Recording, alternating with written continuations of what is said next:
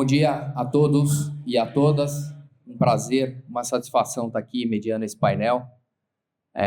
Gostaria de cumprimentar todos que vieram aqui, sala cheia, lotada.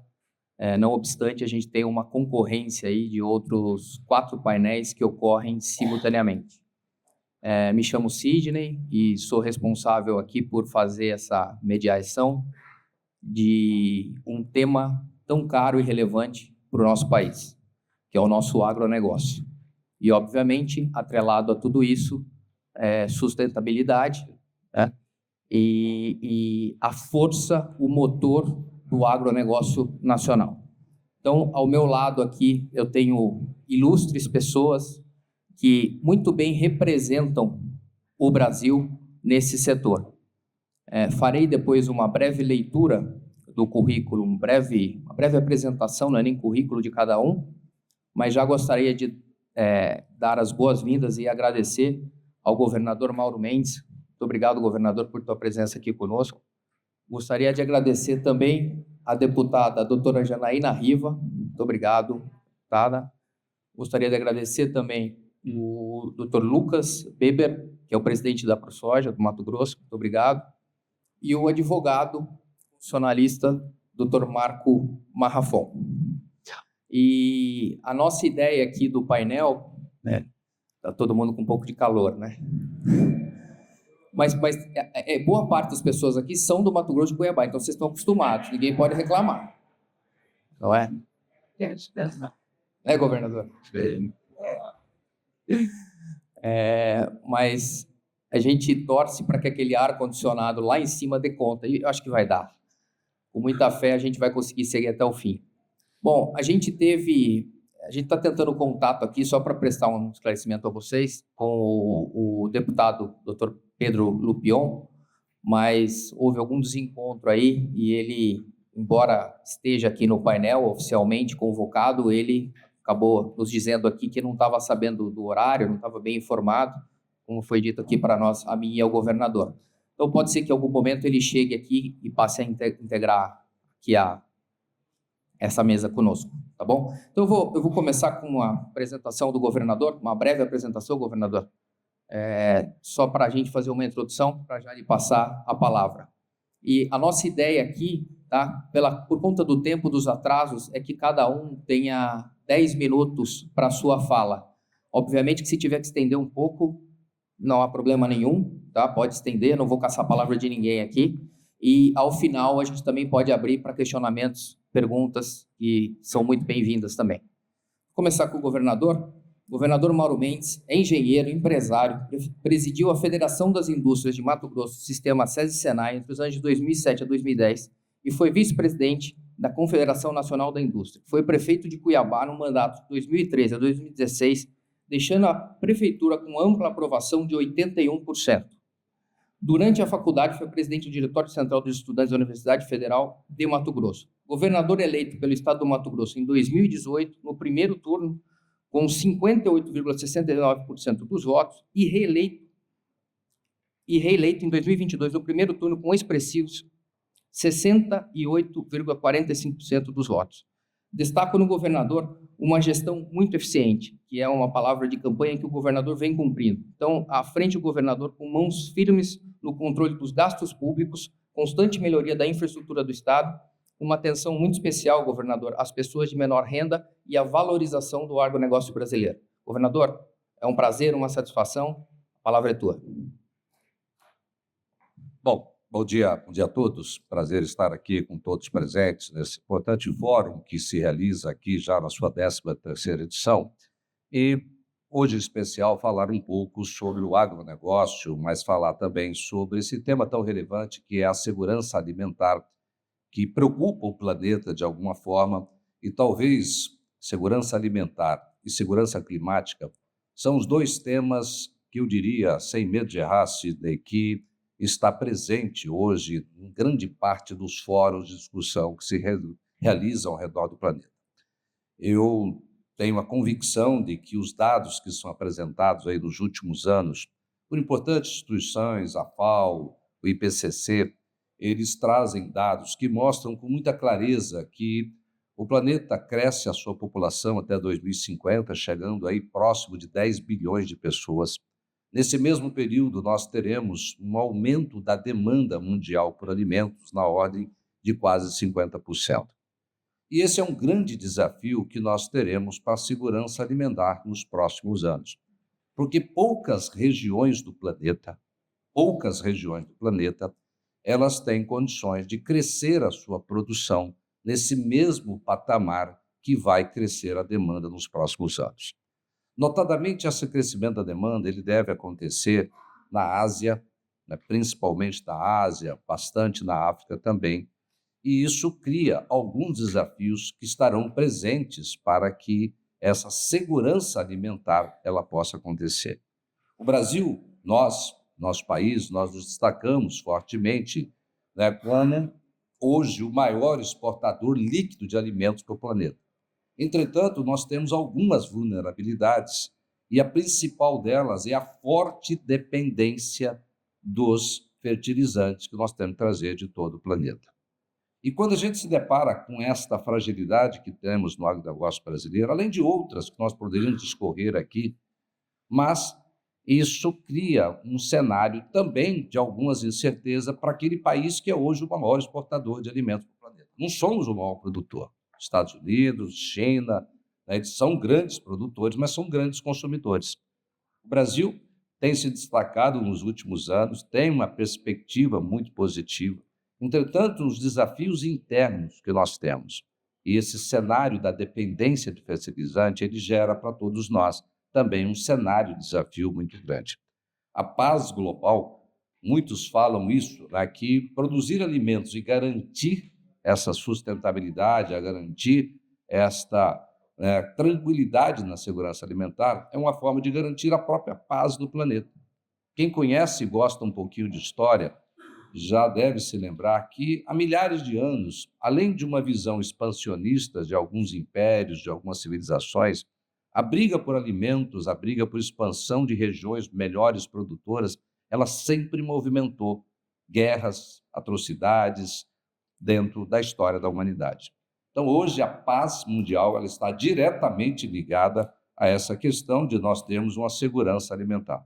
As mudanças climáticas que estão seguramente acontecendo, e aqui nessa sala nós estamos presenciando um efeito de mudança climática, porque a Europa ela não viveu tanto um regime de aquecimento, né, um calor tão intenso como nós estamos vivendo.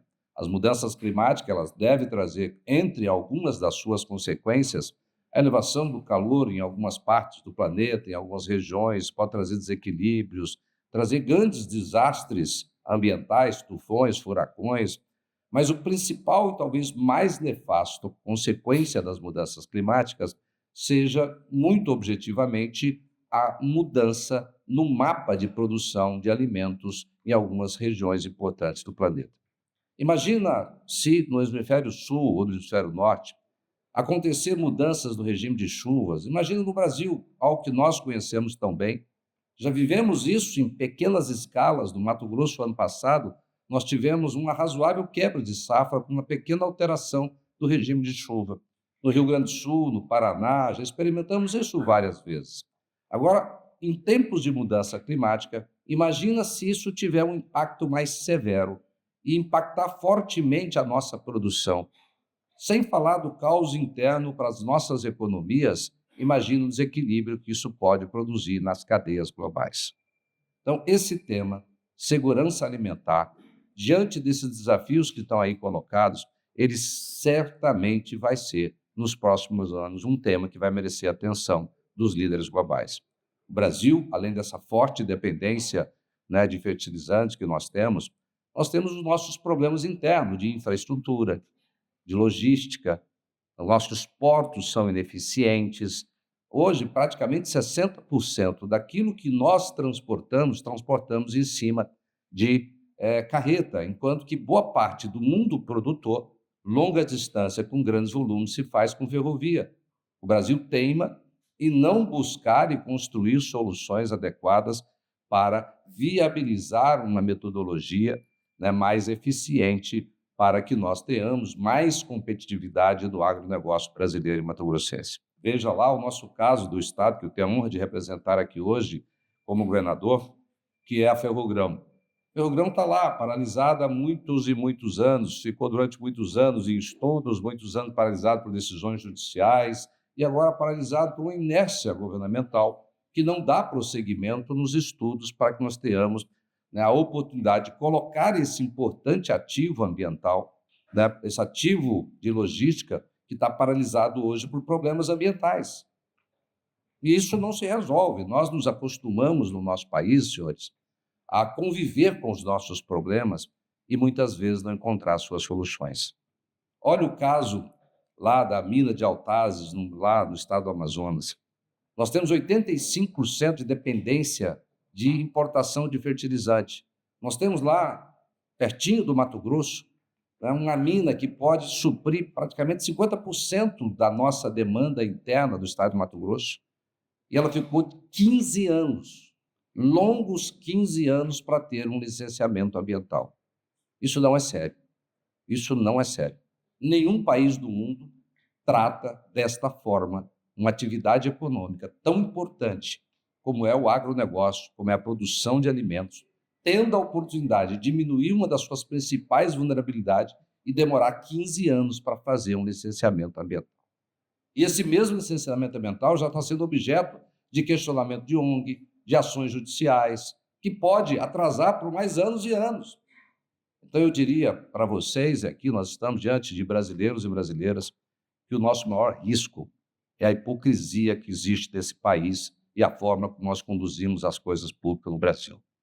Não dá para sermos um país, ou não seremos um país de primeiro mundo, enquanto o poder público, as leis que nós temos, os marcos legais, permitir que coisas tão importantes sejam tratadas com tamanha irrelevância, ou permitimos, o que é pior, que interesses que não são de todos nós brasileiros, interesses que não são dos nossos produtores, da nossa sociedade, sejam colocados em primeiro plano. Essas pessoas que se dizem contra a Ferrogrão, por exemplo, estão defendendo tudo, menos meio ambiente. É impossível colocar numa planilha uma comparação de sustentabilidade, de emissão de carbono, do que temos lá, ou que poderíamos ter numa ferrovia, com 2.000 carretas queimando óleo diesel e jogando carbono na atmosfera. Então, quando alguém diz que é contra a Ferrogrão, ele está única e exclusivamente defendendo a não melhoria da logística e da competitividade do agronegócio brasileiro. Quando eles fazem isso, prejudica o nosso Mato Grosso, prejudica o nosso país, mas, acima de tudo, prejudica e complica essa importante cadeia de alimentos e a própria segurança alimentar global, que é o tema dessa discussão. Como nós vamos mudar isso? A partir de nós mesmos, de decisões que nós podemos tomar. O Brasil, lamentavelmente, nós temos grandes potencialidades. É um país que a maioria dos que estão aqui presentes, a maioria dos que estão lá, nós crescemos ouvindo dizer que o nosso país é o país do futuro. Quem já não ouviu essa frase? Mas nós somos campeões em perder oportunidades. Já fomos o país onde o futebol, como exemplo, dominou durante muitos anos ou décadas a cena do futebol a nível global. Não fomos profissionais, não fomos competentes, não fizemos a coisa correta. Futebol era tratado, né, como negócios de alguns nichos e os interesses maiores ficavam em segundo plano. O que aconteceu? O Brasil chegou ao vexame de quase não se classificar para ir para a Copa do Mundo esse ano. Já fomos importantes no basquete, já fomos importantes em algumas áreas. Não fizemos o que devíamos fazer, não fomos eficientes, e aí fomos jogar na segunda divisão. Então, hoje, o agronegócio brasileiro é um setor muito relevante. Ele contribui com o nosso país, todos nós aqui sabemos disso, com a balança comercial. Ele contribui numa cadeia gigantesca na qual ele lastreia, que vai desde o campo até as indústrias siderúrgicas, as indústrias de máquinas, equipamentos. Ele tem uma capacidade muito grande, mas é um setor que tem as suas vulnerabilidades. Hoje, além da vulnerabilidade climática, de preço, de dólar, né, do problema do seguro agrícola, que nós nunca conseguimos encontrar uma solução para isso. Muito já se falou sobre esse seguro agrícola, mas efetivamente não fomos capazes, para um setor que convive com o risco o tempo todo, e que uma avalanche de problemas pode comprometer toda uma cadeia, toda uma consequência negativa que ela pode ter para o nosso país. Então, eu vejo que o nosso Estado está muito bem posicionado, porém, nós temos que ter muito cuidado, que alguma coisa que pode acontecer, e aí, lei de Murphy, se algo pode acontecer, em algum momento isso acontece. Então, nós temos que, ao meu ver, adotar medidas cada vez mais para melhorar a logística do Estado de Mato Grosso, para melhorar a competitividade, é isso que o governo está fazendo. Nós temos lá no nosso Estado o mais importante e relevante programa de infraestrutura hoje do Brasil. São 1.000 quilômetros de rodovia que estão sendo asfaltados por ano. Nenhum Estado brasileiro tem que fazer fila de Estado para chegar próximo daquilo que o governo de Mato Grosso está fazendo. A Ferrogrão, ela está lá na mão do governo federal, mas, enquanto isso, por iniciativa do Estado, junto com a Assembleia Legislativa, junto com a bancada federal, conseguimos destravar e fazer como ferrovia estadual, a Rumo, que hoje já está em obras, seguindo ali rumo à região mais importante, passando pelo Araguaia, mas passando ali, chegando até Lucas e Cuiabá, e isso vai melhorar um pouco mais essa eficiência logística. Com isso, eu não tenho dúvida que nós podemos continuar protagonizando aquilo que estamos fazendo ao longo de muitos e muitos anos, sendo o mais importante player do Brasil, do agronegócio, e contribuindo com essa segurança alimentar global, mas, acima de tudo, criando riqueza, gerando valor e contribuindo com o nosso país, mas com os mato-grossenses que todos nós aqui temos a honra de estar discutindo esse tema e representando. Obrigado pelas minhas contribuições.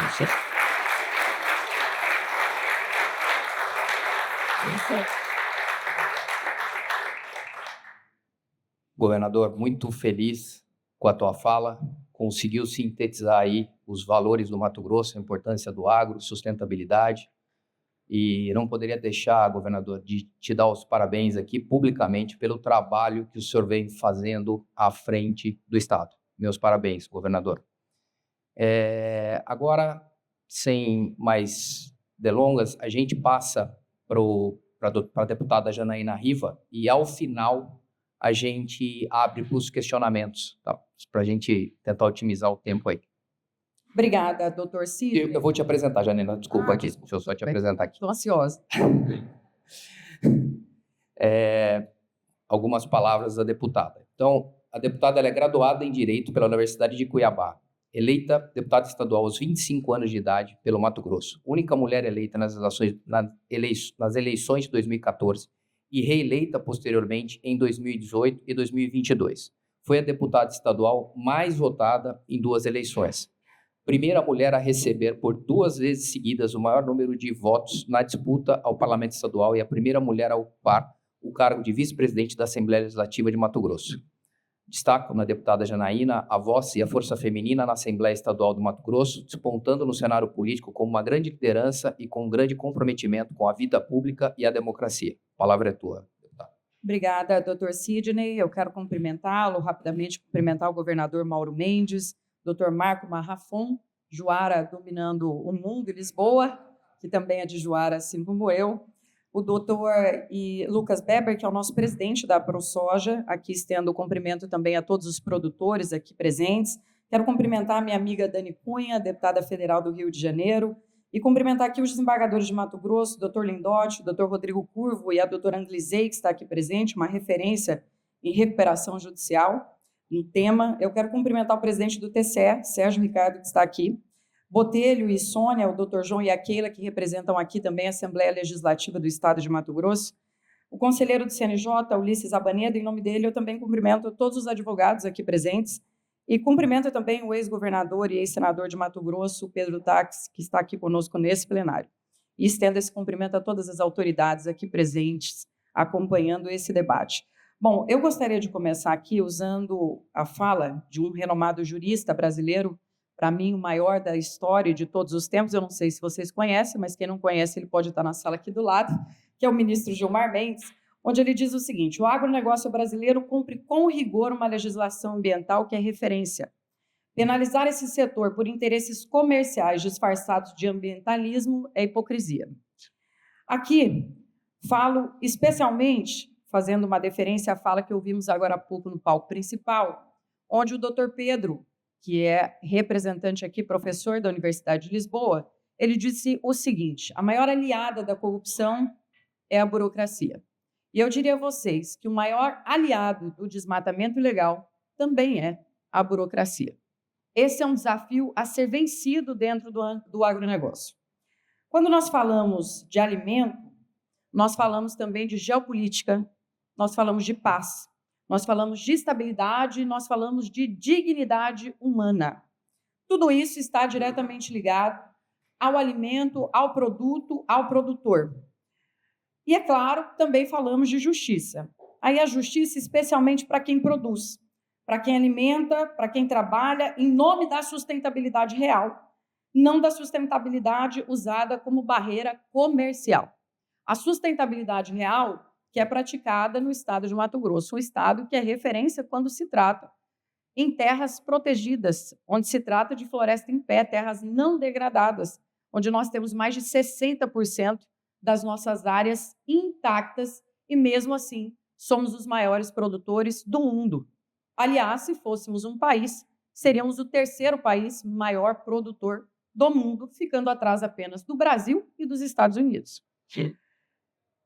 Mato Grosso, na última safra, nós colhemos 50 milhões de toneladas de soja, uma produtividade média de 66 sacas por hectare. Nós plantamos mais de 12,7 milhões de hectares, uma área comparável a muitos países europeus. Se fosse uma nação, só para a gente ter uma ideia aqui, Mato Grosso seria o terceiro maior produtor de soja do planeta, como eu citei, ficando atrás aqui do Brasil e Estados Unidos. E não se trata apenas de volume, mas de eficiência, tecnologia e de respeito à lei. O Brasil exporta hoje para 40 países. Só para a gente ter uma ideia, das exportações globais de soja, o Brasil é responsável por 56%. 31% do milho, 24% da carne bovina e 33% do frango. Nós somos essenciais à segurança alimentar mundial. E isso precisa ser reconhecido, e por isso que isso é importante ser dito aqui em Lisboa. Os nossos produtores, como eu disse aqui, pasmem, preservam até 80%. Aqui estamos falando de Amazônia, que tem tudo a ver com o clima e com o ambiente aqui dessa sala. Quando nós falamos de cerrado, 35% deve ser preservado e 20% nas demais regiões, conforme determina o Código Florestal, que é um dos mais rigorosos do mundo. Mato Grosso, mesmo sendo líder agrícola, eu citei aqui para vocês, e aqui está mais exato, tem 64% de território preservado. Nós também somos destaque em rastreabilidade, integração lavoura, pecuária e floresta, e aqui eu também coloco a recuperação de pastagem degradada e o uso intensivo de agricultura de precisão, que hoje é realizada em Mato Grosso. A defesa da produção sustentável ela vai muito além do campo, ela passa necessariamente pelo parlamento. E aqui, Botelho, eu fiz questão de colocar aqui que dentro da Assembleia a nossa missão ela tem sido o quê? Garantir que o produtor que cumpre a lei não seja punido por isso. Em Mato Grosso, nós aprovamos uma legislação que é de autoria do deputado Gilberto Catani, que, construída junto com a ProSoja e demais setores produtivos, nós construímos uma lei que proíbe o Estado de Mato Grosso de conceder incentivo fiscal ou terra pública a empresas que impõem compromisso com a chamada moratória da soja, que extrapolem a legislação nacional e colocam em risco a soberania brasileira. Essa norma que nós aprovamos, ela foi motivo de discussão e, como toda boa confusão, acabou no STF. E lá no STF, nós encontramos ressonância daquilo que nós estávamos defendendo. O ministro Flávio Dino, quando ele reconhece a validade da lei, ele afirma com clareza: o Estado não está obrigado a conceder incentivo a empresas que adotem práticas contrárias às suas políticas públicas. E como aqui disse o governador, o Estado de Mato Grosso é um Estado que busca produzir respeitando as leis e não concordando com aquelas normas que são criadas contra as leis. Então, eu reforço que a moratória da soja, como dito pelo ministro, ela não possui força vinculante sobre o poder público.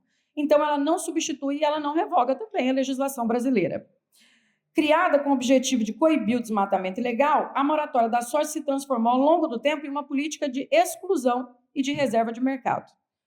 Hoje, mesmo produtores com área legalmente autorizadas estão sendo impedidos de comercializar sua produção, com base em sistemas privados, sem legitimidade pública nem respaldo legal.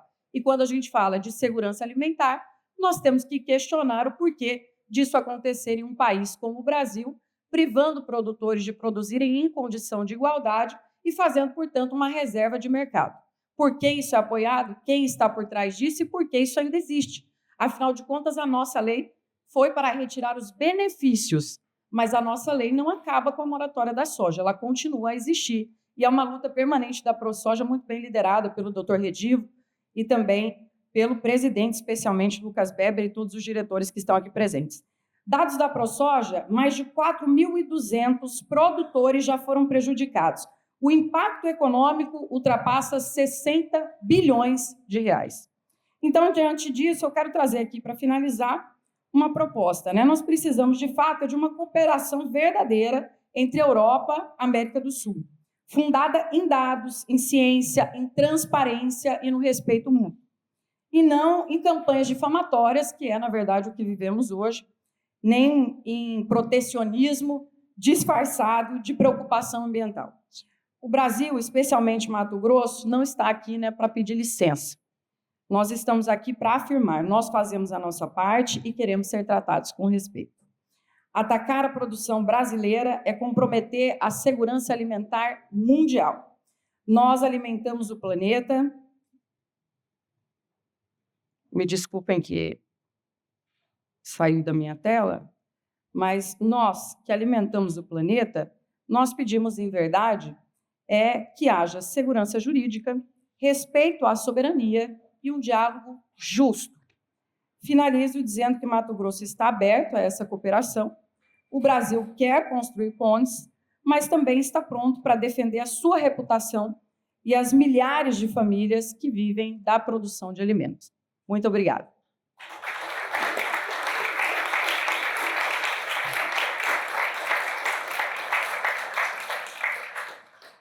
Nós que agradecemos, deputada Janaína, palavras contundentes, preocupações do Estado do Mato Grosso, mas acho muito importante mostrar esse protagonismo do agronacional, sobretudo do Estado do Mato Grosso. Então, lhe agradeço muito e lhe parabenizo também pelo trabalho que vem fazendo em prol do agronegócio brasileiro. Agora, para a gente dar seguimento aqui, eu vou apresentar o presidente da ProSoja, tá à minha esquerda aqui, o Dr. Lucas Costa Beber. O Dr. Lucas é graduado em Direito, produtor rural em Nova Mutum, onde cultiva soja, milho e feijão. Ele começou como delegado no núcleo de Nova Mutum em 2015. Foi diretor administrativo na gestão 2018 a 2020. Foi vice-presidente da ProSoja Mato Grosso na gestão 2021 e 2023. E é o atual presidente da ProSoja Mato Grosso na gestão de 2024 a 2026. O presidente Lucas é um ferrenho defensor dos direitos dos agricultores, espontâneo nesse cenário como uma pessoa de muita coragem, com ideias e pensamentos à frente do seu tempo, visando sempre a melhoria da vida rural. O presidente Lucas também atua intensamente pelas famílias que vivem no campo, com foco na redução das desigualdades sociais e no desenvolvimento econômico. Então, eu passo a palavra ao presidente Lucas. Bom, primeiramente, bom dia a todos. É um prazer poder participar desse fórum. Então, em nome do governador Mauro Mendes, cumprimento todas as autoridades. Em nome da deputada Janaína Riva, cumprimento todos os parlamentares, as mulheres aqui presentes, advogados. Em nome do doutor Marrafon também, o judiciário de Mato Grosso, que se faz presente aqui. E também quero cumprimentar aqui também o ex-governador Pedro Taques, presidente do TCE também, o Sérgio Ricardo, presidente do Tribunal de Contas do Estado do Mato Grosso. Enfim, é um prazer poder conversar com vocês, defender um pouco mais Mato Grosso e o Brasil, principalmente no que tange à segurança alimentar, complementando a fala aqui do governador e da deputada Janaína Riva, só em comparação à área de preservação do Brasil, somente o que são áreas atribuídas, ou seja, parques nacionais e áreas indígenas, nós teríamos aí praticamente uma nação aí do tamanho de 15 países da União Europeia. Se considerar a área preservada dentro de propriedades rurais, No Brasil, somado a isso, seriam 28 países da União Europeia que são vegetação nativa intacta dentro do território brasileiro. E aqui falando, só complementando a Ferrogrão, tão importante para a logística de Mato Grosso, se hoje ela de fato, né, fosse implantada, mais de 8 bilhões de reais ficariam por ano dentro do estado do Mato Grosso, seriam economizados de frete, o que traria mais riqueza e mais prestação de serviços públicos à população de Mato Grosso. E, acima de tudo, na emissão de carbono, que 3,4 milhões de toneladas de carbono ano a menos seriam emitidas, ou seja, uma grande aliada da sustentabilidade. E se falando em Brasil, mais de 60 bi seriam injetados na economia do Brasil com a construção até a operação dessa ferrovia, ou seja, melhorando o social do nosso estado e do nosso país. Bom, o Brasil alimenta hoje mais de 1 bilhão de pessoas pelo mundo. Mato Grosso é o maior produtor de soja e de milho do Brasil, correspondendo a aproximadamente 40% da produção de milho e 30% da produção de soja brasileira, né? Reforçando mais uma vez que a deputada Janaína falou, se fôssemos um país, o terceiro maior produtor de soja do mundo, e utilizamos apenas 14% do território do estado do Mato Grosso. Só fazendo uma comparação, dias atrás eu vi uma publicação da Illinois Corn Association, que é a Associação dos Produtores de Milho do estado de Illinois, que é o maior produtor de soja dos Estados Unidos, e o segundo de milho, eles se orgulhando por utilizarem 75% do estado para a produção agrícola. Então, veja a grande discrepância. Mais de 63% do estado do Mato Grosso está preservado e o território nacional, 66% do território do Brasil preservado, né? Então, também aqui falar um pouco sobre a sustentabilidade da agricultura de Mato Grosso. Há exatamente 50 anos atrás, se implantou no Brasil o plantio direto, que alcançou o Mato Grosso em meados da década de 90, que é o sistema de produção sobre a palhada sem o revolvimento do solo. Mato Grosso, somos abençoados pelo clima tropical, que nos permite fazer 2 safras por ano. Hoje há uma publicação científica internacional feita pela ESAL, que é a maior faculdade de ciências agrárias do Brasil, que mostra que esse sistema de produção, de tudo que se emite e tudo que sequestra, nós temos um saldo de 1,9 toneladas de carbono ano, ou seja, além de produzir alimentos, nós despoluímos. E Mato Grosso hoje é um estado que mais produz etanol de milho, combustível mais limpo do mundo, né?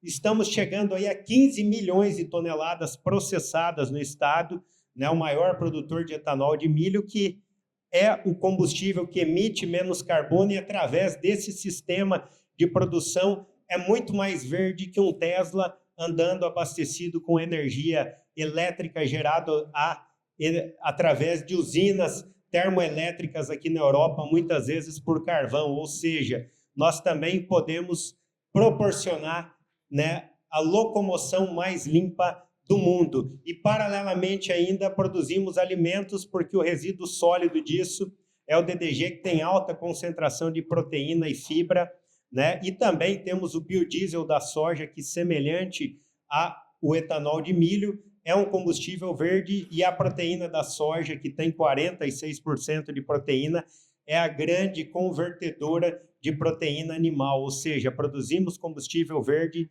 e alimentamos o mundo. A agricultura no Brasil utiliza 7,8% do território, enquanto nos Estados Unidos 18%. Enquanto temos 66% do território do Brasil preservado, né, os Estados Unidos preservam menos de 20%, ou seja, é muito mais preservação que qualquer outro país. E cabe aqui ressaltar também, né, sobre a economia e a melhora social. Nos últimos 20 anos, Mato Grosso foi o estado que mais cresceu a economia no país. Durante a pandemia, somente 2 estados cresceu, enquanto todos os outros encolheram, que foi Mato Grosso e Minas Gerais. e nos últimos 4 anos é o estado que tem construído mais asfalto e infraestrutura, maior índice no desenvolvimento humano, maior crescimento do PIB e os maiores saltos na melhora da educação. Porém, aqui tem que ressaltar, né, que querem a todo custo frear esse estado que em 2019 produzia 9,6 milhões de hectares de soja, no atual ano partiu para 13 milhões, isso só com a ligação do porto de Miritituba e a primeira guerra comercial Estados Unidos e China, que viabilizou municípios do norte, onde houve a conversão da pecuária em agricultura. E o milho, que é a segunda safra, nós saímos de 2019 para cá de 4,5 milhões de hectares para atualmente 7,2 milhões de hectares sem desmatamento, somente convertendo áreas de pecuária pela viabilidade econômica. Porém, a todo custo querem frear o desenvolvimento do estado do Mato Grosso, implantando a moratória da soja, que impacta mais de 85 municípios dentro do nosso estado, né? Mais de 20 bilhões deixam de circular na economia de Mato Grosso e os outros estados do bioma amazônico, né? Contra isso se levantaram 127 câmaras dos vereadores do nosso estado, lideradas pela OCEMAT, a União das Câmaras dos Vereadores, e também mais de 100 municípios através da Associação dos Municípios de Mato Grosso, que em 2013 foram recebidos pelo governador e houve um grande movimento lá, na qual o governador fez uma fala muito contundente contra a moratória da soja, que afeta o desenvolvimento e, acima de tudo, tira a livre iniciativa dos nossos produtores e prejudica o desenvolvimento social e regional de Mato Grosso. Por quê? Porque os municípios mais pujantes, que têm o maior crescimento do PIB, não só no estado, mas no Brasil, são os do eixo da BR-163. Nova Mutum, Sorriso, Lucas do Rio Verde, Sinop estão entre os municípios que mais cresce o PIB e o índice de desenvolvimento humano no país. E a moratória tira esse privilégio de municípios mais periféricos, né, com maior dificuldade logística, e também municípios mais novos se convertendo a pecuária em agricultura. E lembrando também, né, que a moratória, de fato, ela não segura o desmatamento. O que segura é a legislação ambiental mais rígida do mundo, que só permite os produtores utilizarem 20% do seu território no bioma amazônico, preservando 80%. E nós sabemos que o produtor que viola as leis do Brasil, de fato, são rígidas, porque ele não consegue acessar crédito, não consegue plantar, muito menos comercializar. Isso é a lei que faz e não a moratória da soja. Lembrando que nós enxergamos ela como um cartel de compras, porque corresponde 95% do mercado comprador para atender, né, um mercado que corresponde 14% das nossas vendas, né, diante disso, que é uma fatia importante, mas não significa se impor tudo isso impactando mais de 2,7 milhões de hectares dentro do estado do Mato Grosso. Então, também o TCE, né, se comprometeu a auditar os incentivos fiscais dessas empresas, que eu sei já concluiu, em breve será, né, mostrado ao público todos os impactos que isso causa ao desenvolvimento e a melhor entrega de prestação de serviços públicos e melhora de qualidade de vida das pessoas do estado do Mato Grosso. Também há uma ação na Câmara Federal, no CAD, também alegando a interferência na livre iniciativa dos produtores, e também há pelo Senado Federal, a Confederação Nacional da Agricultura também implantou uma ação no CAD, e agora a ProSoja Mato Grosso, mais recentemente, também propôs uma ação no CAD, né, que está sendo avaliada, questionando a livre iniciativa dos produtores e acusando essas empresas de se organizarem contra o livre comércio e a livre iniciativa. E agora a ProSoja Mato Grosso, mais recente ainda, entrou com uma ação na Justiça, também reclamando não só os prejuízos e danos materiais causados nos últimos 20 anos de moratória da soja, mas também cobrando, né, danos morais, aí, pedindo mais de R$ 1 bilhão de danos morais causado a famílias, produtores que poderiam optar pela cultura mais rentável,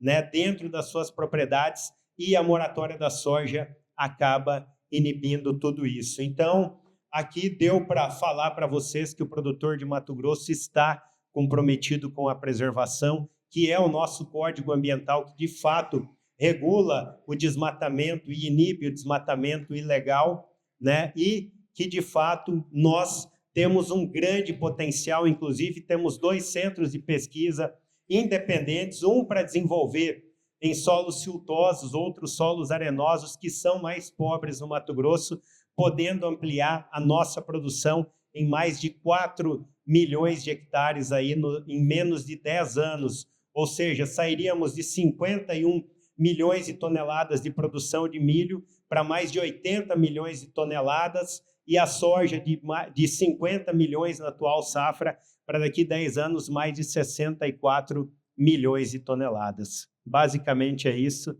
Obrigado pelo espaço.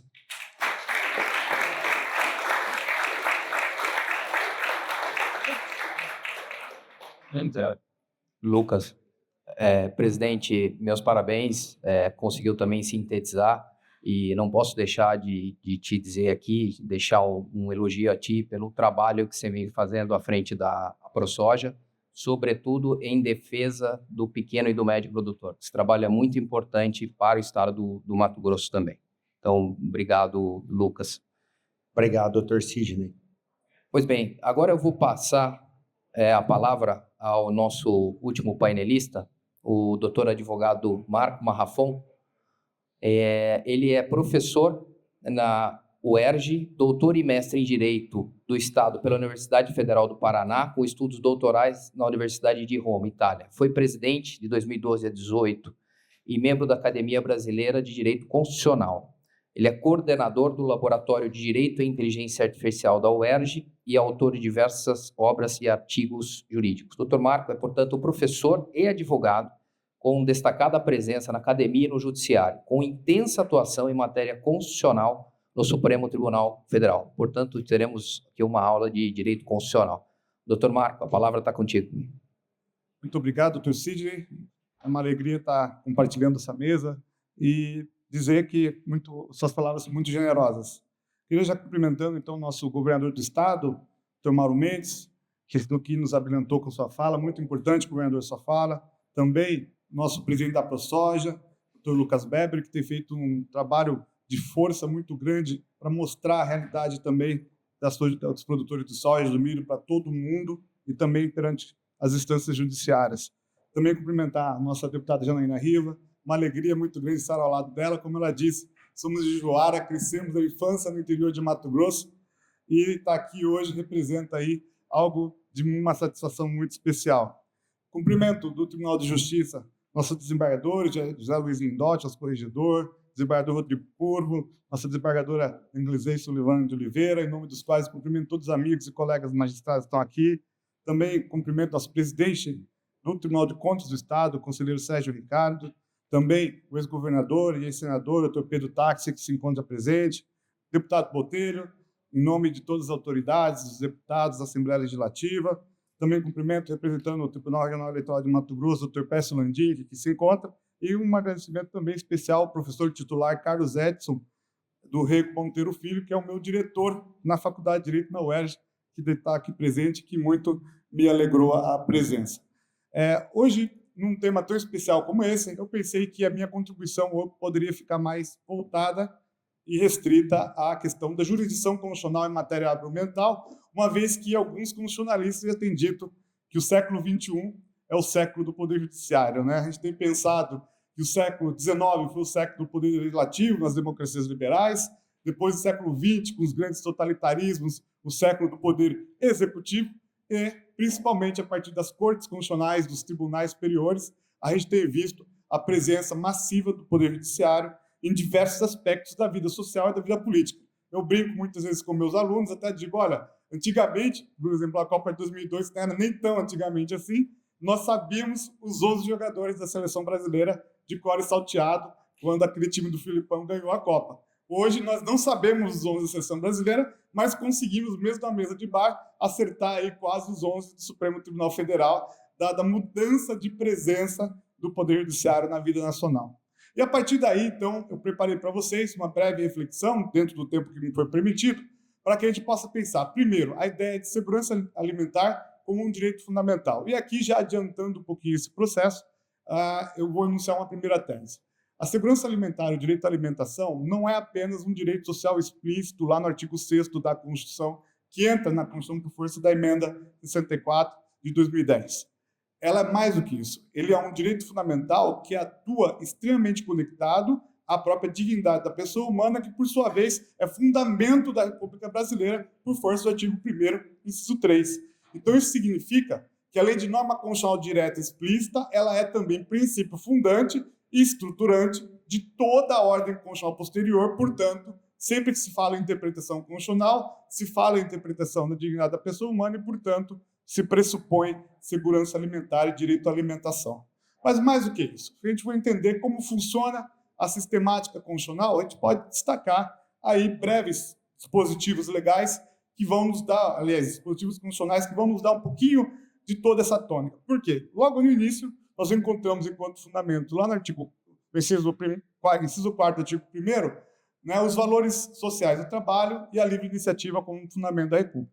Então, a livre iniciativa vai estar conectado ao desenvolvimento econômico e também à possibilidade do empreendedorismo. Depois, nós temos no artigo 3º que um dos objetivos da República é garantir o desenvolvimento nacional. Nós sabemos que no sistema capitalista, o desenvolvimento econômico é a mãe do desenvolvimento social, com maior possibilidade de geração de empregos, uma vez que a gente ainda entende que esse é um modelo mais adequado de construção da vida social ante as grandes utopias que já se mostraram falhas.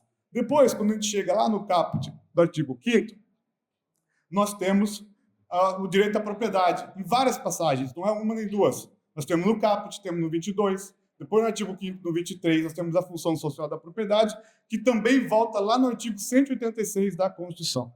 Por fim, nesse breve inventário, nós temos o artigo 170, que trata da ordem econômica. Nós vamos encontrar já enquanto princípio da ordem econômica brasileira, no inciso 2, a propriedade privada, no inciso 3, a função social da propriedade, no inciso 4, a livre concorrência, no inciso 6, a defesa do meio ambiente. E aí, então, nós temos, né, do outro lado, cotejando com esse conjunto principiológico e normativo, o grande mestre em matéria agroambiental, que seria o artigo 225, que estabelece que todos nós temos direito a um ambiente ecologicamente equilibrado e suas decorrências, né, proteção não apenas da flora e não apenas da fauna. Por que eu trouxe este breve inventário de alguns das principais normas, fundamentos e princípios constitucionais acerca da matéria agroambiental? Para mostrar que há na Constituição uma unidade de um lado e um equilíbrio do outro, porque há uma tendência, muitas vezes, de analisar as questões apenas por um único lado da moeda. Às vezes, tratados de direito ambiental que desconsideram completamente uma outra espécie de normatividade constitucional. E dentro do direito constitucional, nós sabemos que não existem hierarquias entre normas constitucionais. São todas normas dotadas de eficácia social e de eficácia jurídica, portanto, dotadas de efetividade.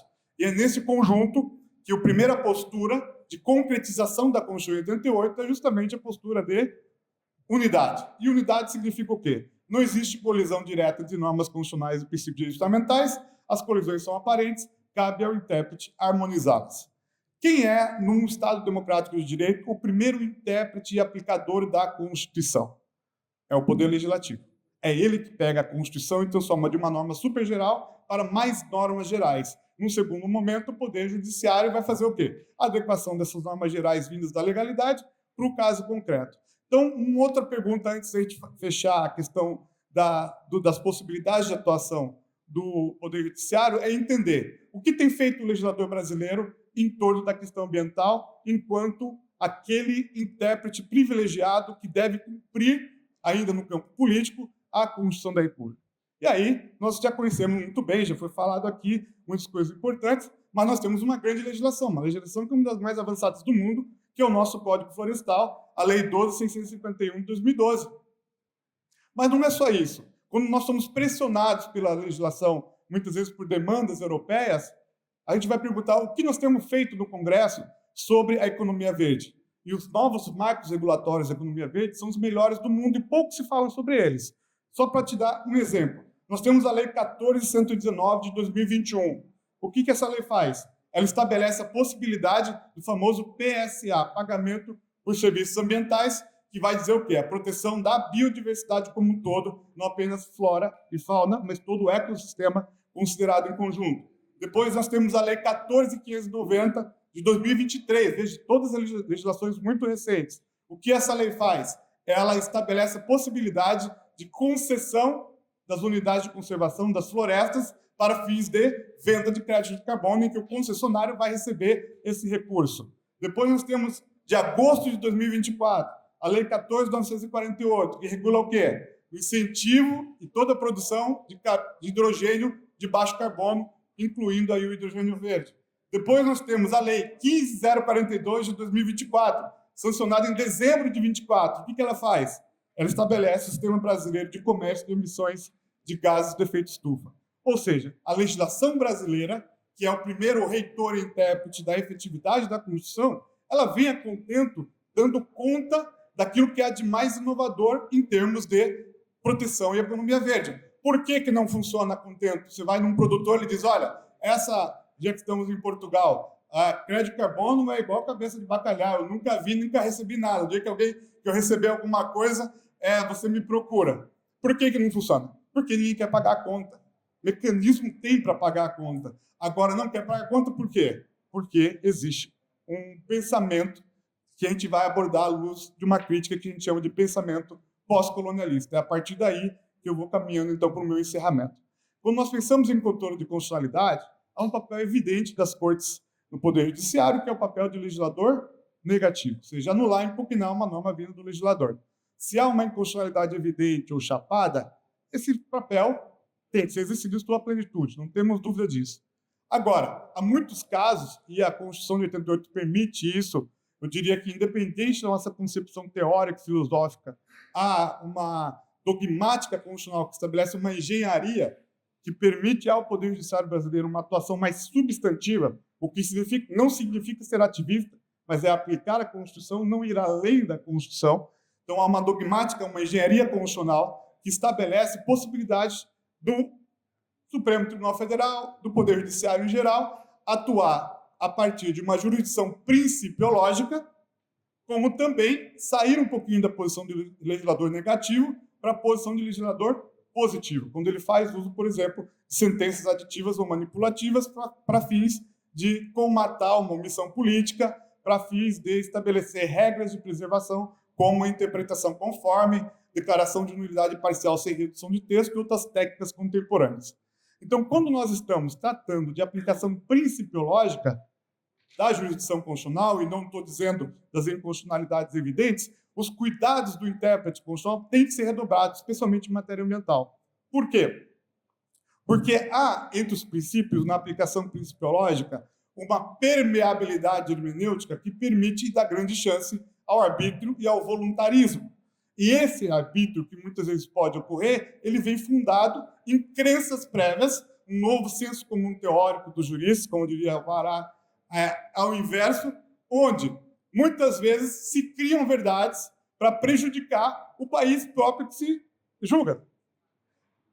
E essas verdades são frutos do que nós temos chamado de pensamento colonialista contemporâneo, que é onde você estabelece, veja, quando se trata de matéria ambiental, nós temos um tema de muita sensibilidade social, tanto do ponto de vista positivo, por todos nós aqui defendemos o meio ambiente, a preservação e o meio ambiente equilibrado para poder viver, né? Mas também há uma grande permeabilidade em torno da geopolítica, um grande vício geopolítico na interpretação constitucional, quando assentada nos discursos dominantes hoje em dia. E, por isso, o cuidado tem que ser redobrado. E, nessa perspectiva, então, que quando nós estamos falando de uma aplicação que não seja aplicação direta e de uma atuação da jurisdição constitucional que saia para além dos muros tradicionais da separação dos poderes, o cuidado no julgamento tem que ser redobrado. E aí a jurisdição constitucional não pode recair num pensamento colonialista, Ela deve estabelecer parâmetros claros e objetivos, evitar dados viciados, buscar ouvir as partes e, a partir de então, construir um processo decisório que ganhe legitimidade democrática. Aqui eu só vou fazer uma ressalva, porque eu tenho muita dificuldade teórica com algo que está muito na moda, que é o processo estrutural. Tá? Eu acredito que é uma grande maneira de usurpar o poder político, porque há temas que são eminentemente políticos que não deveriam vir para a seara do judiciário, mas não é esse o momento da fala nesse campo. De qualquer modo, a participação ela vai ser algo imprescindível. E nessa participação, ter sempre a conta de que a geopolítica mundial não é brincadeira e que a interpretação do direito e da Constituição tem que ser pensada enquanto unidade e equilíbrio entre o desenvolvimento sustentável, o desenvolvimento econômico e, especialmente, a garantia de segurança alimentar enquanto fundamento da dignidade da pessoa humana. Por fim, aqueles desavisados que não se atentarem e continuarem repetindo discursos fáceis, muitas vezes capitaneados por ONGs, só resta aquilo que um grande filósofo argentino, Henrique Dusso, dizia: são os nadas ambulantes da história. Por quê? Pensam como colonizadores, mas continuam sendo colonizados. E é essa a nossa grande luta na jurisdição constitucional brasileira. Muito obrigado por ter sido.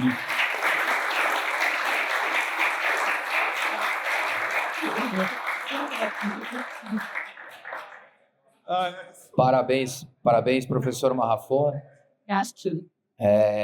Eloquência na tua fala, e preciso aqui te pedir desculpa que eu tinha falado que o seu tempo seria de 15 minutos. Fui injusto contigo, né? Você teve que falar em 10, mas tem uma tolerância aí. Ele passou um pouquinho. Eu nunca sei sua palavra, mas... Eu estou devidamente divertido. Tá. Pessoal, acho que a gente pode abrir as perguntas, se alguém tiver um questionamento. Eu já vou começar com uma pergunta aqui para o governador, enquanto a gente já leva o microfone para ti aí. Aí você só fala o teu nome certinho para quem você direciona a pergunta. Mas enquanto isso, governador, olhando para frente, futuro, né? A gente entende que para o estado do Mato Grosso continuar sendo esse motor do agronegócio nacional, a gente tem que fazer algumas avaliações. E isso significa dizer que a gente tem alguns custos, sobretudo no mercado altamente globalizado e polarizado. E quais são esses riscos, governador? Se o senhor antevê ou vê alguma possibilidade, encontra algum caminho, quais são esses riscos que o Estado vai encontrar olhando para o futuro? Sidney, quando a gente fala em risco, né, dentro de uma atividade econômica, você tem que fazer uma análise talvez um pouco mais abrangente, dividir esses riscos para que nós possamos compreendê-lo melhor. Riscos internos, que estariam sob a gestão do Estado de Mato Grosso. Risco Brasil, são riscos que vão demandar ações a nível mais macroestruturante do nosso país, Congresso Nacional, Governo Federal, e riscos globais, né, no qual nós, como um player global, estamos inseridos também. Tá? Então, quando a gente fala do risco para o Mato Grosso continuar sendo um importante player, exportador, produtor de alimentos, eu destacaria, primeiro, nós temos sempre o risco da infraestrutura, que é um risco que está muito mitigado no Estado face à evolução que nós temos conseguido fazer nos últimos anos com os investimentos, principalmente no recurso do FETAB, que hoje, já há alguns anos, 5 anos praticamente, 100% daquilo que o produtor paga vai para a infraestrutura e o governo ainda coloca mais dinheiro de outras fontes. Então, esse risco de infraestrutura é importante porque a logística é fundamental para a competitividade desse setor. Então, como isso foi mitigado, dentro do Estado do Mato Grosso eu vejo o risco ambiental. Esse risco das narrativas ambientais, ele é um risco eminente. Porque quando o planeta tem hoje, e eu disse no início da minha conversa com vocês aqui, 2 temas muito relevantes, que é segurança alimentar e segurança climática, quando se fala em problemas ambientais, em algo ligado ao meio ambiente, você vai ter, notadamente em todo o planeta, grande parte da opinião pública mundial a favor de qualquer ação que seja em prol do meio ambiente. Então, quando nós somos bombardeados por narrativas o tempo todo neste campo ambiental, nós temos que tomar muito cuidado com isso. Eu falei ao Lucas, falei a alguns representantes Falei a alguns representantes do setor do agro que esse tema da moratória da soja, ele precisava ser conduzido com pouco viés político, porque essa narrativa ambiental lá fora, nós não aguentamos. Se nós pegarmos um Greenpeace da vida propondo um boicote internacional contra a soja de Mato Grosso, contra o milho de Mato Grosso, contra a carne de Mato Grosso, isso pode trazer consequências danosas a todos nós. Então, desfazer a moratória é necessário, está se caminhando para isso, com sabedoria e com o menor nível de barulho possível. Então, esse risco ambiental está presente no Mato Grosso, ele está presente no Brasil, não é um problema que afetaria só o estado de Mato Grosso, mas notadamente nós, porque somos o maior. Ninguém olha para o Sergipe, ninguém olha lá para o Mato Piba, tá, que está também crescendo na produção, mas eles são muito pequenos. Então, a gente olha normalmente para o movimento dos grandes, e hoje nós somos o maior do agronegócio brasileiro. Então, qualquer movimento ambiental que nós façamos, ele vai ser sempre objeto de uma análise, de uma percepção internacional, principalmente dos nossos concorrentes. Então, nós temos que ter muito cuidado com relação a isso. Uma outra questão, quando a gente olha para o mundo, né, gente? Olha só, hoje existe uma assimetria regulatória muito grande no planeta. Muito grande. E nós temos uma chinodependência também muito grande. O Brasil hoje, se a China, por algum motivo, ao longo dos próximos anos, que o Brasil pode crescer, podemos chegar, né, a dobrar aí nos próximos anos, décadas, aí a nossa produção, mas nós temos que vender isso para alguma parte do planeta. E a China é o nosso maior comprador. E nós praticamente exportamos quase 70% da nossa soja vai para a China. E é uma soja que vai, né, praticamente hoje, né, grande parte, quase mais de 70%, 79% daquilo que nós exportamos de soja é in natura. Eles não compram, não querem comprar produtos industrializados ou semi-industrializados. Eles querem fazer isso lá. Então, essa dependência, né, que nós temos dos chineses, a dependência que nós temos de fertilizantes e o problema da burocracia interna na área ambiental, que é sempre um risco, sempre um problema, sempre um desafio para o nosso país enfrentar e para o Mato Grosso. Então, eu vejo que isso daí pode, né, nos tirar, inclusive, as melhores condições de continuar competindo. Não é novidade para ninguém que os chineses estão se movimentando já há alguns anos para produzir ali na África. Gente, quem conhece aqui, eu tenho certeza que muitos, o pessoal da ProSoja, que eu cumprimento, né, os nossos embargadores, muitos dos empresários, empreendedores aqui presentes, sabem que a China faz coisas espetaculares, algo que deixa o mundo assim de queixo caído. Como eles conseguem fazer obras espetaculares, investimentos espetaculares? Esses chineses podem, a qualquer momento, colocar 2, 3, 4, 10 projetos de 1 milhão de hectares e produzir o mesmo que Mato Grosso produz em 5, 10 anos, ali na África. Os nossos produtores têm dificuldade de ir para lá, já foram alguns e quebraram a cara. Agora, o governo chinês, ele pode ir lá comprar 10 milhões de hectares na África, e ele está fazendo isso, porque ele pode fazer isso, só que escala ainda, né? E ele pode tirar um pouco, porque um país tão importante, que já é a segunda maior economia do planeta, ele não vai ficar dependente de alimentos de lugar nenhum, ele vai querer criar sua independência, isso é lógico. E um país muito estrategista. Olha o risco que nós corremos. Se daqui a alguns anos, quando nós podemos crescer muito nesse setor, nós começarmos a perder a capacidade, porque o nosso maior cliente desenvolveu alternativas, isso é um risco que nós temos que colocar na nossa conta aqui o tempo inteiro. Por isso, nós temos que criar alternativa, produto de valores mais agregados, né? Não querer vender só milho, vender, né, não só o etanol de primeira, mas de segunda geração, e de dezenas, centenas de outros produtos que podem ser feitos a partir da soja. Um dia desse eu descobri que a partir do milho você faz até fibra de carbono. Alguém sabia disso?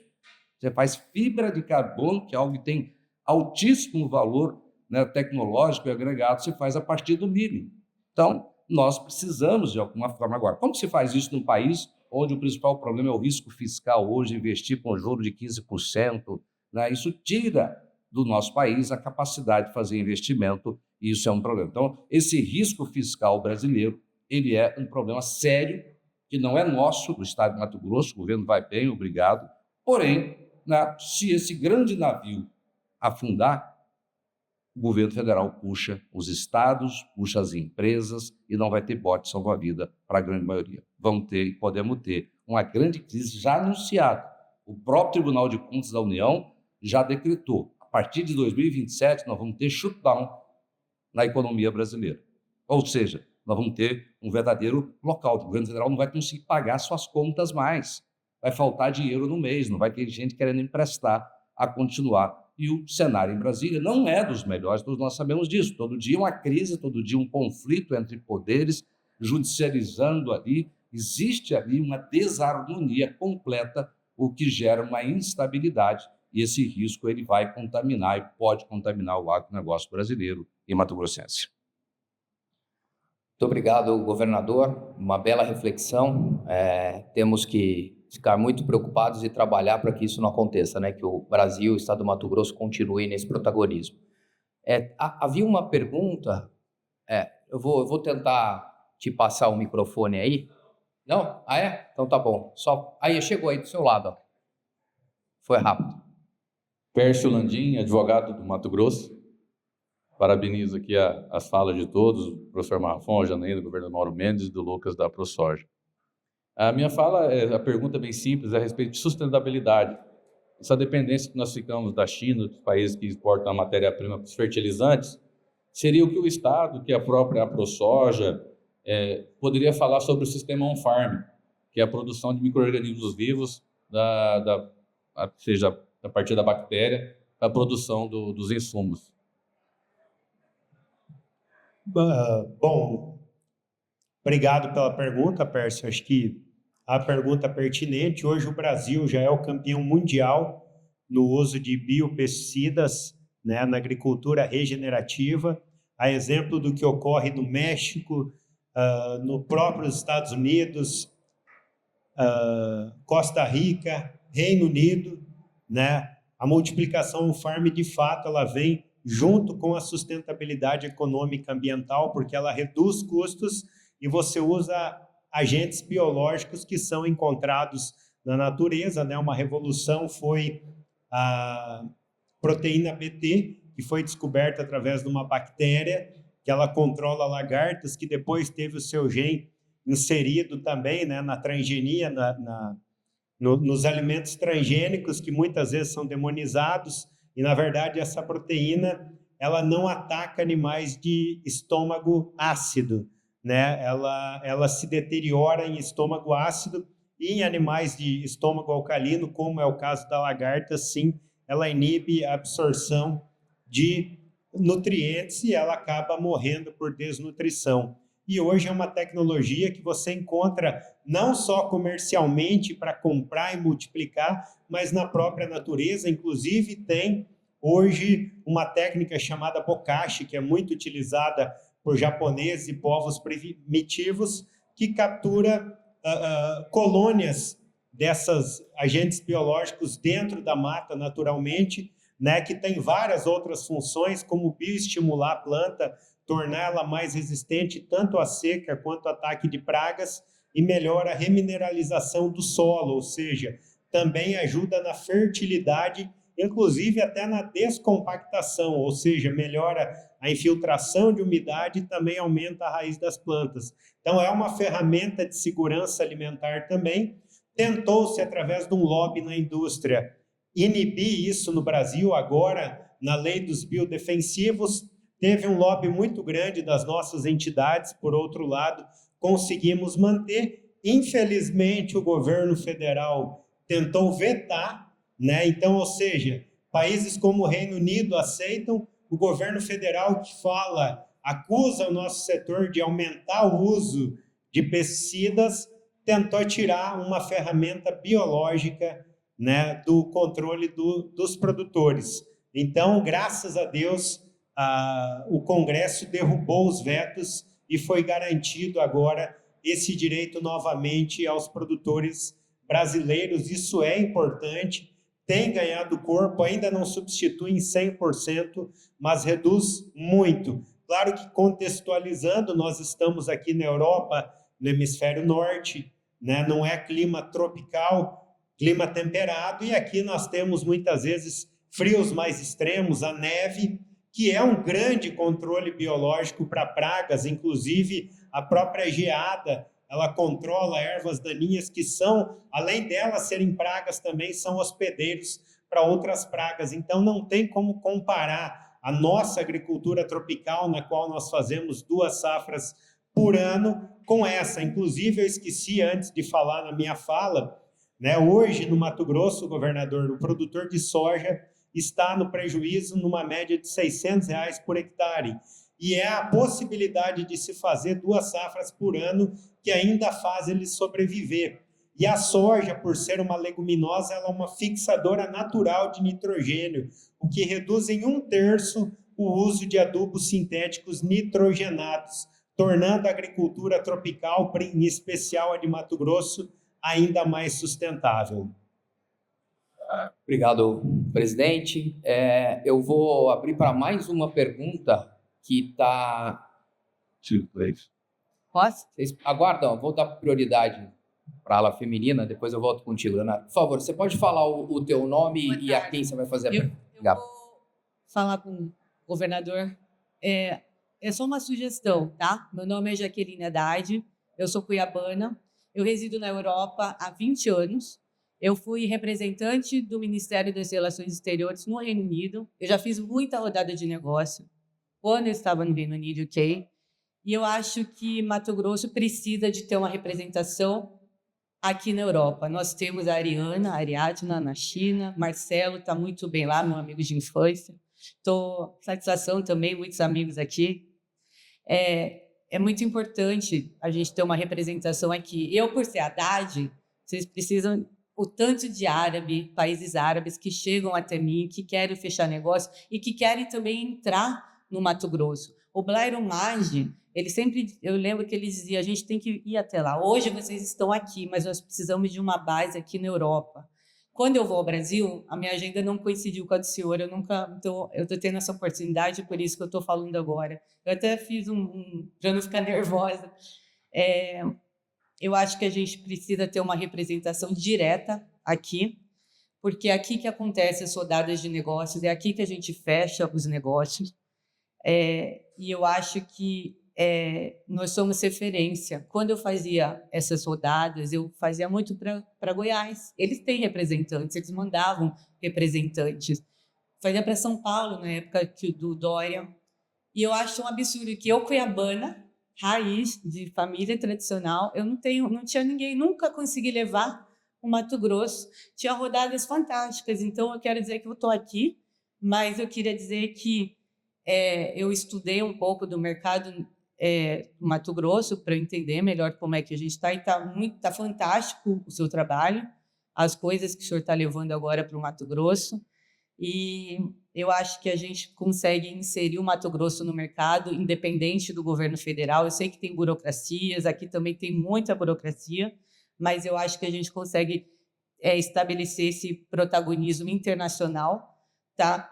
Própria, sem o governo brasileiro e sem ter que depender desse governo federal. Isso não é um ônus, é um bônus para a gente. E eu também, nas minhas pesquisas, isso vai ajudar o pequeno e o médio produtor da região do Mato Grosso. E acredito também que a gente vai ajudar, como a gente já ajuda, a fomentar a fome e outras coisas. É só uma colocação, estou aqui à disposição e é isso. Obrigada pela atenção. E ao senhor menino, desculpa, no seu nome da ProSoja, parabéns. Não lhe conhecia, gostei do seu speech e... Obrigado. Parabéns. Só rapidamente, Jaqueline, primeiro, obrigado pelas sugestões, elas são sempre bem-vindas, mas no estado de Mato Grosso nós temos uma dinâmica um pouco diferente, porque nós temos lá o setor produtivo, ele é razoavelmente bem organizado através de algumas instituições e entidades que faz esse papel da promoção com muita assertividade. Está aqui a ProSoja, sai daqui, vamos para a China. Eles têm várias missões empresariais focadas objetivamente no negócio. O papel principal do governo é apoiar. A Ariana está na China para apoiar. Está lá o Marcelo da AMPA fazendo esse trabalho. A AMPA faz muito bem.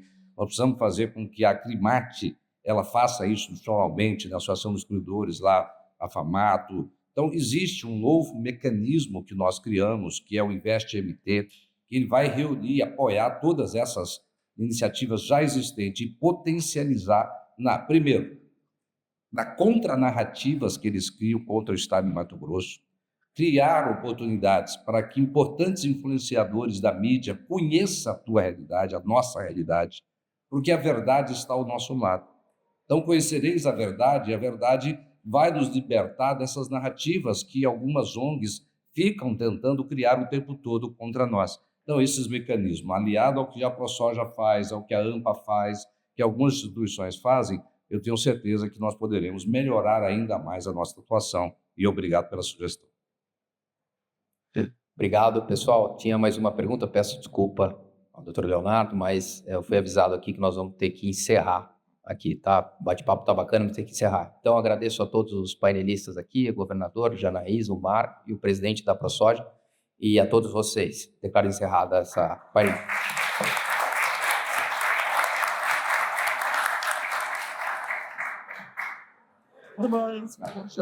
Já, como vai? Tudo bem? E aí, conheço, que conhece.